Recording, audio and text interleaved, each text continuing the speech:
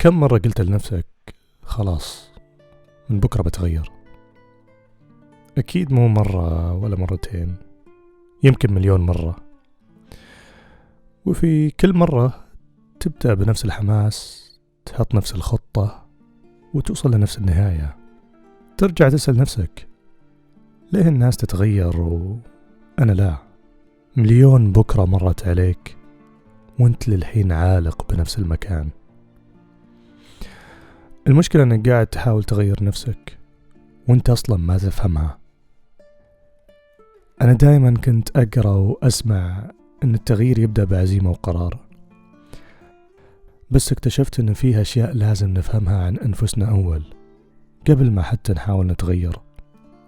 والتغيير اللي بنتكلم عنه اليوم مو نفس الكلام التنظيري اللي سمعته 1000 مرة، لأن ببساطة لو هالكلام فعلا يشتغل وينفع ما كنت انتينا تسمعني الحين.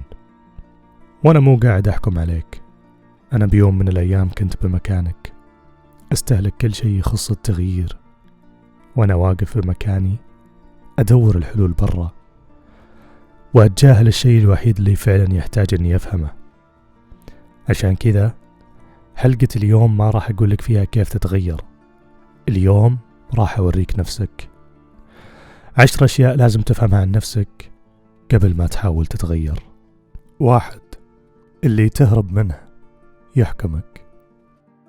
أنت كل يوم قاعد تسوي شيء بدون ما تحس. لما تجيك فكرة تزعجك على طول تفتح الجوال. لما تدخل بصدام عاطفي إما تنام أو تاكل أو تغرق نفسك بالشغل، المهم أنك ما تواجه. ولما يجيك سؤال صعب من داخلك تشتت انتباهك بأي شيء ثاني وتقنع نفسك أن الأمور طيبة. بس ترى الشيء اللي تهرب منه ما يختفي، هو بس يصبر عليك وبالتالي يصير أذكى ويخليك تنساق وراه.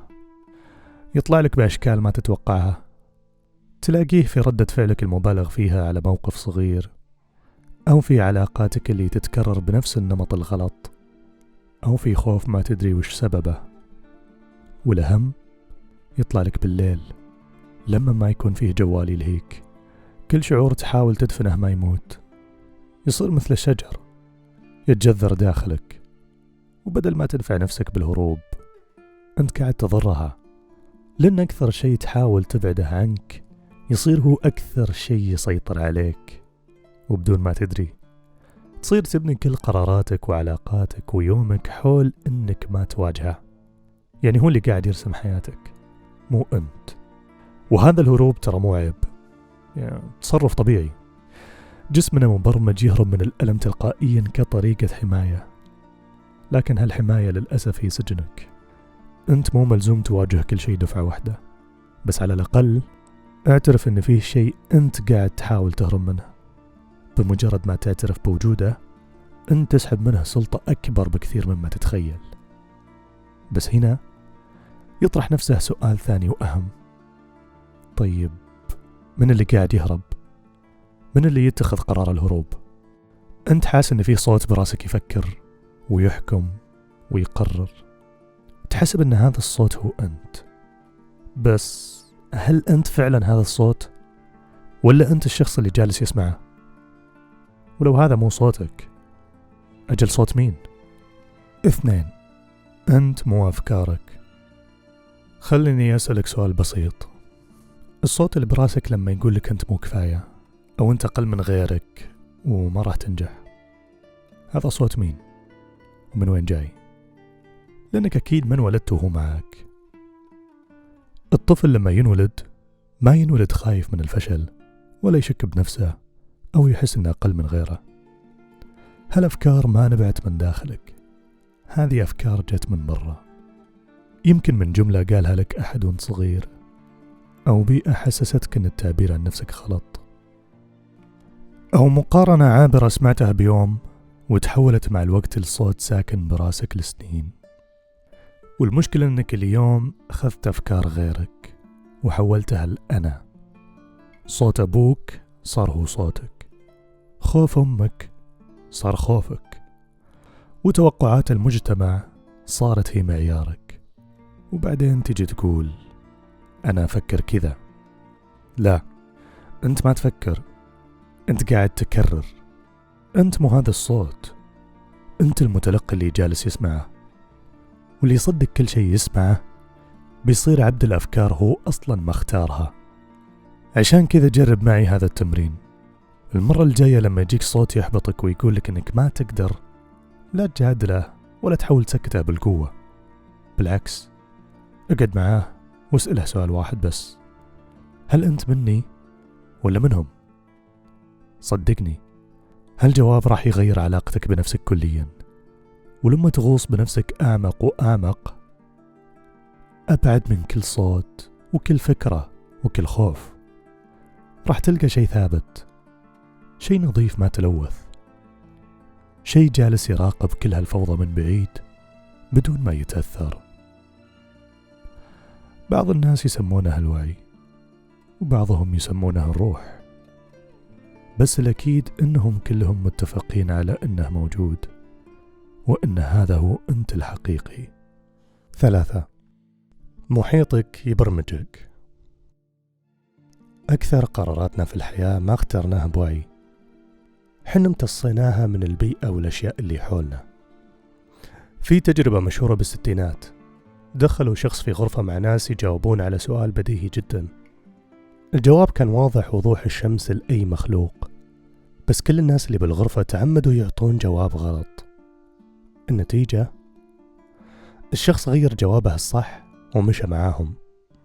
هو مو غبي، بس الدماغ البشري مبرمج من آلاف السنين إنه يتوافق مع المحيط، لأن زمان البقاء مع القبيلة كان يعني الحياة، والاختلاف عنهم كان يعني الموت.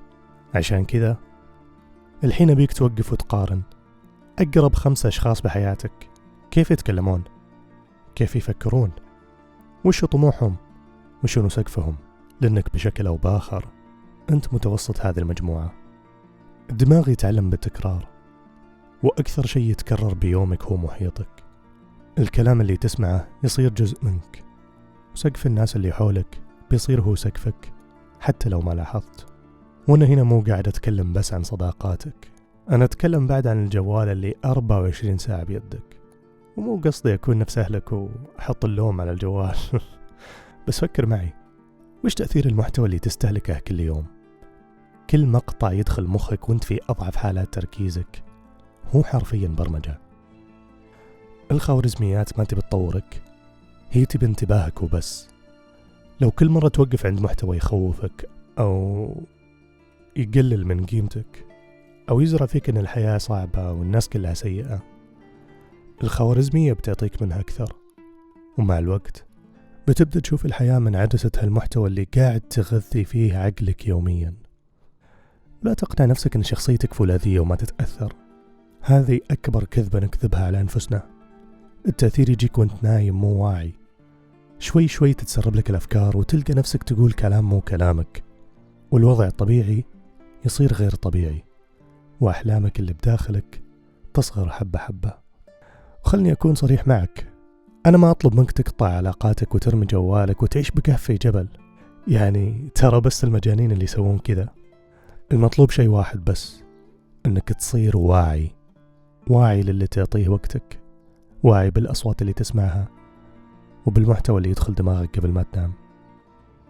تذكر، اللي يغير بيئته ولو بنسبة 10%، التغيير يصير له أسهل بكثير وبدون ما يبذل مجهود خيالي. أما اللي يحاول يتغير وهو غارق بنفس المحيط، كأنه قاعد يحارب بيدينه ورجوله عكس التيار. 4. أنت مو أمك ولا أبوك. ما حد جاء للدنيا صفحة بيضة، كلنا جينا وعندنا استعداد نتلون. وأول ألوان لمستك ما كانت ألوانك، كانت ألوانهم. ألوان الناس اللي ربوك، أمك وأبوك والبيت اللي كبرت فيه. هم مو بس علموك كيف تمشي وتاكل، هم علموك كيف تحب وكيف تزعل وكيف تخاف. علموك متى تسكت ومتى تتكلم، وإيش اللي يستاهل دمعتك وإيش اللي ما يصير تبكي عليه. حتى نبرة صوتك لما تعصب، لو تركز وتسمع نفسك بتلاقي صدى صوت أحد ثاني فيها. وهذا طبيعي، لأنك شفت الدنيا من عيونهم قبل لا تفتح عيونك أنت. هم اللي حطوا لك معايير المشاعر، وهم بعد ترى مشوا بنفس هالطريق. أبوك قبل لا يصير أبوك كان طفل لأحد ثاني، وأمك قبل لا تصير أمك كانت بنت تتعلم الدنيا من ناس يمكن كانوا يعرفون يشرحونها صح ويمكن لا. فلما كبروا اجتهدوا وحاولوا يعلمونك عن الدنيا، بس بدون قصد ورثوك أشياء ملك.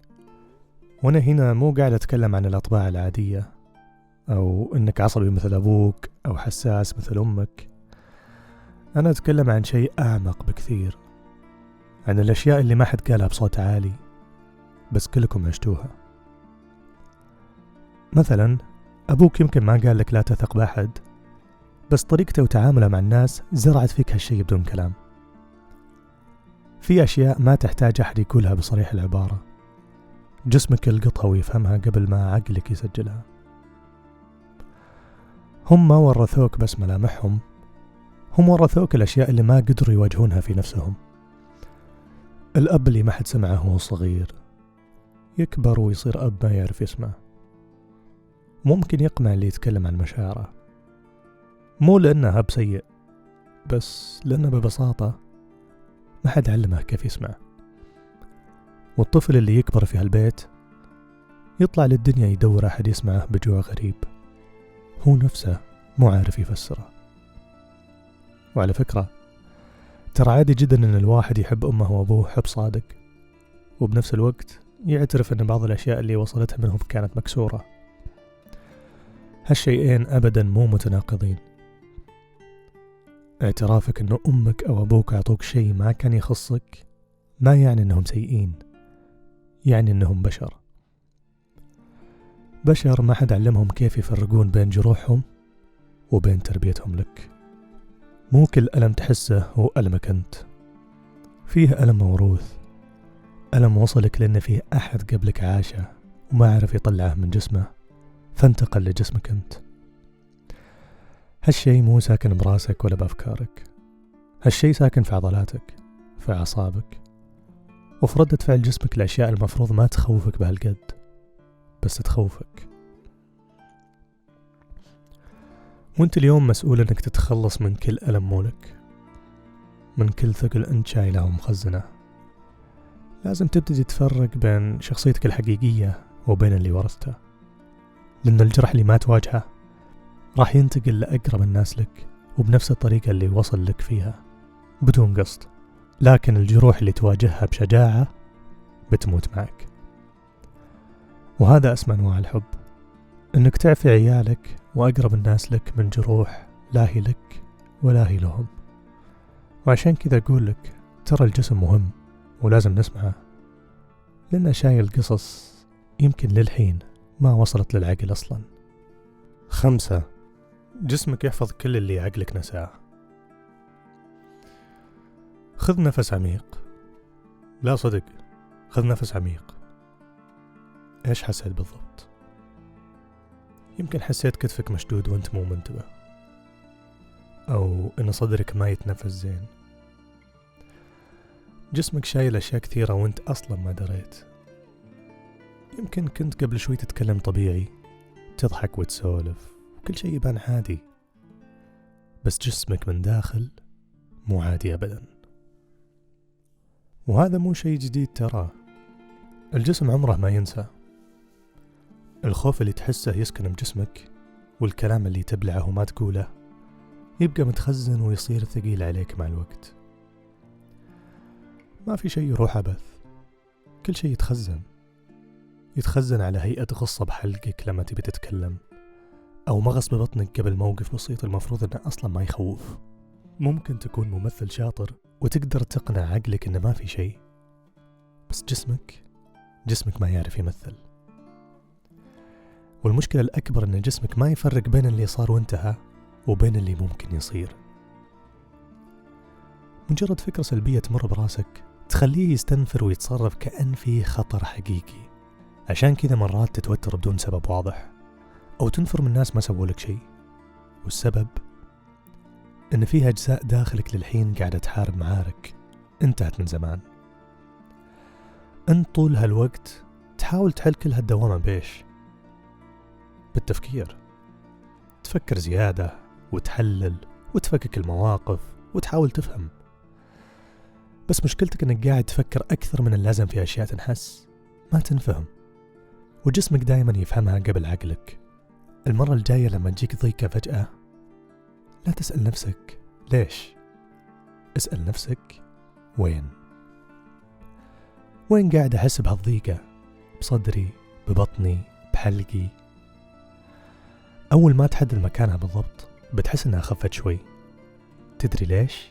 لأنك أخيرا شفتها وصرت أنت اللي تراقبها، مو هي اللي تراقبك وتتحكم فيك. وبينه وبينك جسمك مو بس شايل ألم، جسمك شايل أشياء ثانية أهم، شايل إجابات.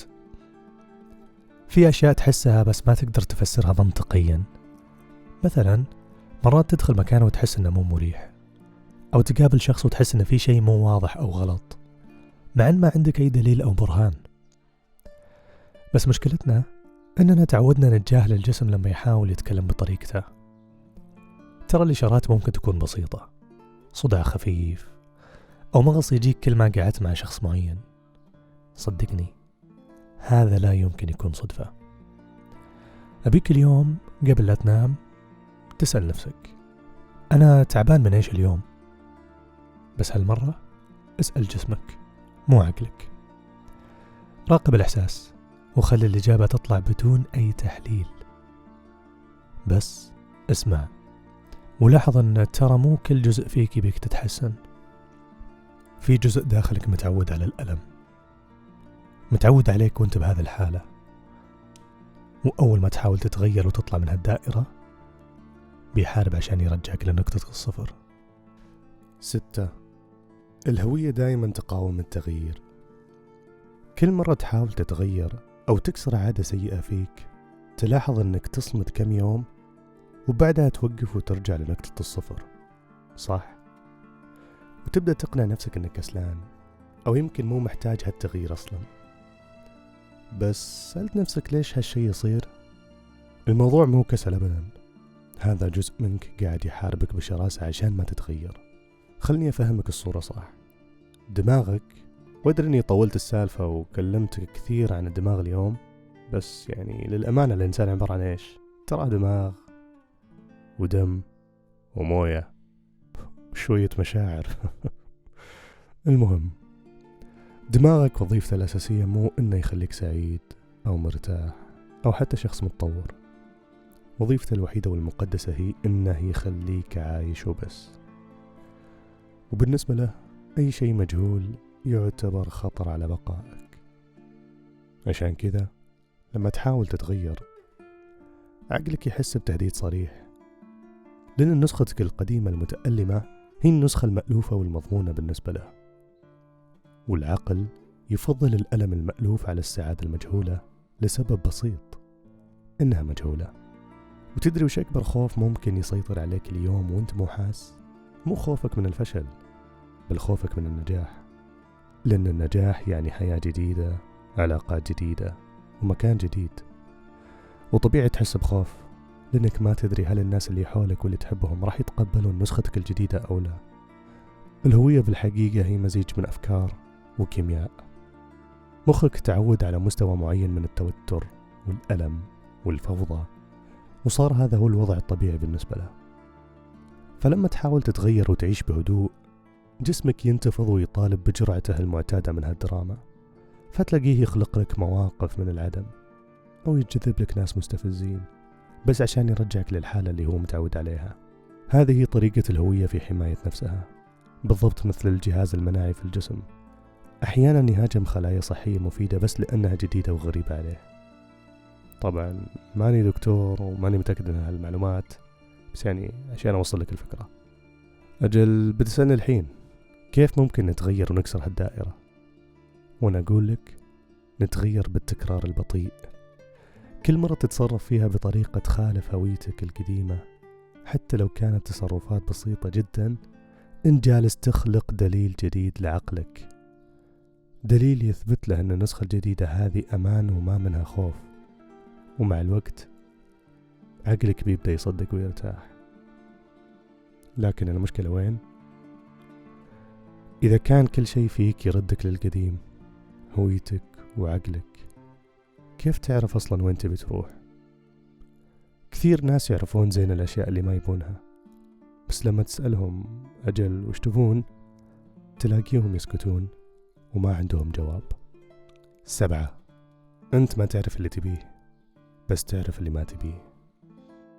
أنت إيش تبي الحين، هذه السنة وهذا الشهر؟ أنت إيش تبي؟ ولا تعطيني جواب نموذجي، ما بك تقولي شيء سمعته من الناس أو شيء تبرمجت تقوله لو واحد سألك. فكر وجاوب، وعلى طول بعدها اسأل نفسك ليه هذا الشيء بالذات؟ لو حصلت عليه وش بيحسسك فيه؟ ومتى آخر مرة فعلا حاولت توصل له؟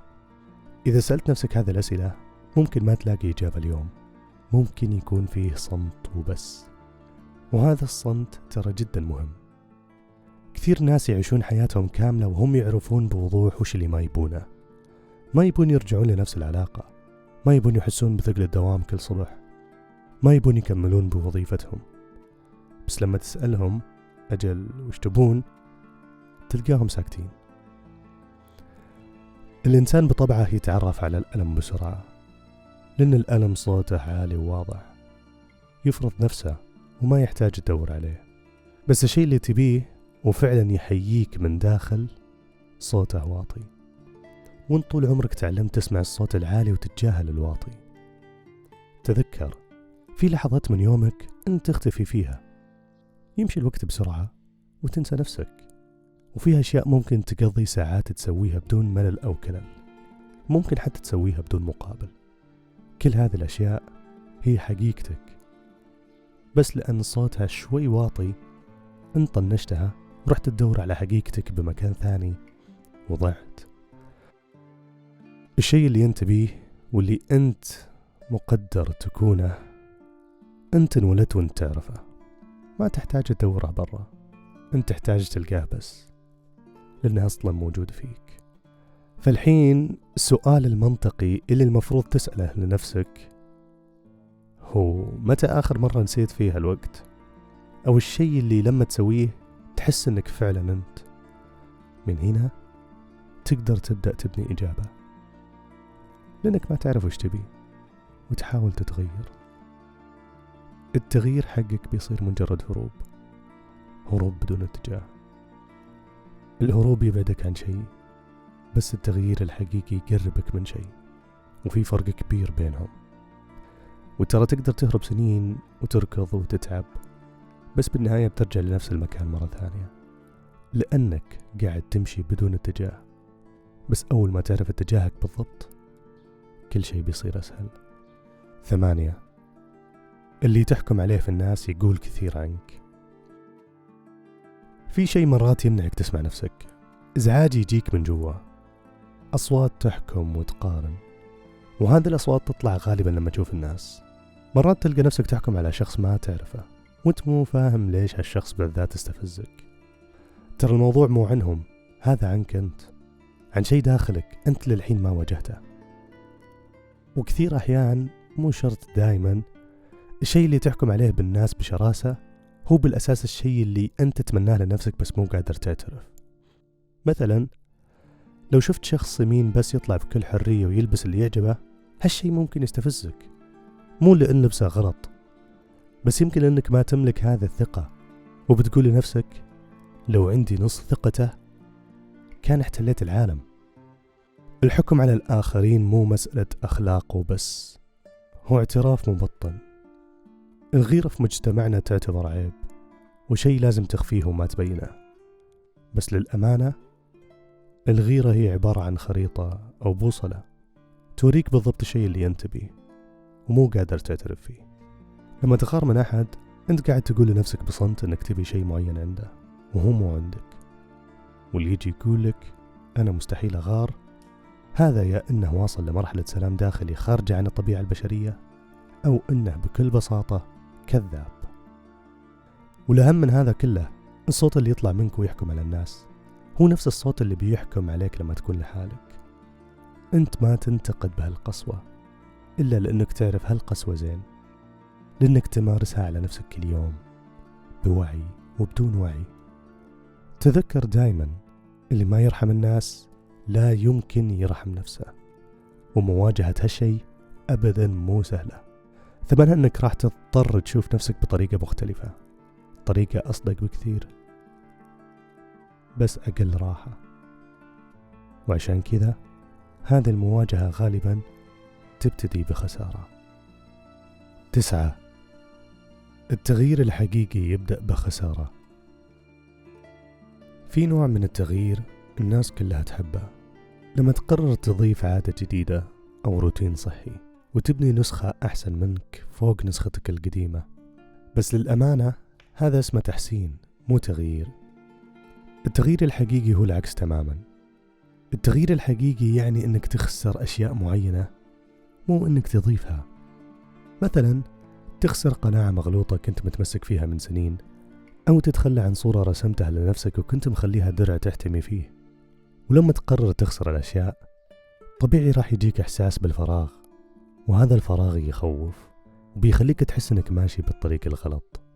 والمشكلة إننا كبشر ما نتحمل الفراغ وما نحس فيه، نركض نحاول نمليه بأي شيء حتى لو كان هالشيء يضرنا. نصيحة: لا ترجع لشخص أو مكان يستنزفك وتقنع نفسك وتقول أنا رجعت لنفسي. لا، أنت ما رجعت لنفسك، أنت ببساطة رجعت للشيء اللي ما كان عندك الشجاعة تتركه. التغيير الحقيقي يلزمك أنك تقعد مع هذا الفراغ وتواجهه بدون ما تهرب. اقعد مع نسختك القديمة وودعها بكل حب، حتى لو كان الوداع يعور. وطبيعي يعور، لأنها النسخة مألوفة لك، وزي ما اتفقنا قبل شوي المألوف هو الصديق المقرب للعقل. ومع الوقت راح تلاحظ أن خساراتك ما راح توقف على أفكار ومبادئ وعادات وبس.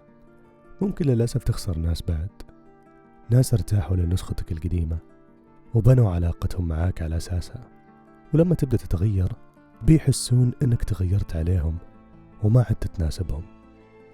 هنا أقول لك لا تقاوم خسارة أي شخص، لأن الشخص اللي يقرر يطلع من حياتك بإرادته معناه أنه خلص دوره فيها، وممكن جدا ما عاد يناسب نسختك الجاية.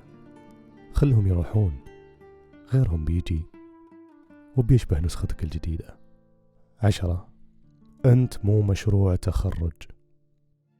أكثر ناس يتكلمون عن التغيير هم للأسف أكثر ناس عالقين وما تغيروا، يعرفون كل الخطوات وكل الأدوات ويعاملون نفسهم كأنهم مشكلة ولازم تنحل.